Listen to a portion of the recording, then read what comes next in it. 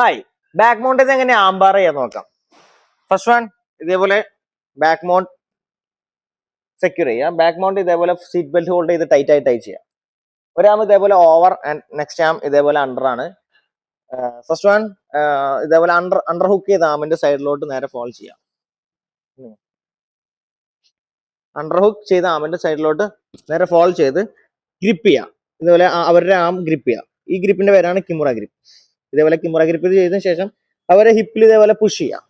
Push ചെയ്ത് next നമ്മളുടെ ടോപ്പിലുള്ള ആം, over ഹുക്കുള്ള ആം നേരെ ഈ സൈഡിലോട്ട് കൊണ്ടുവരാം.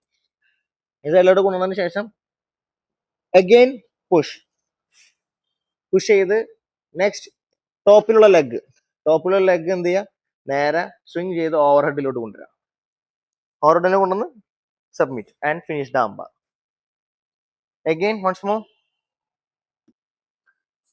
Seat belt hold, kimura grip, fall down, ഹിപ്പിൽ പുഷ് ചെയ്യുക, ടോപ്പിലുള്ള ആം ഇതേപോലെ ഓവർ ഹെഡ് ചെയ്യുക, അഗെയിൻ പുഷ്, ടോപ്പിലുള്ള ലെഗ് സ്വിങ് ചെയ്ത് ഓവർ ഹെഡിലോട്ട് കൊണ്ടുവരാം ആൻഡ് സബ്മിറ്റ്.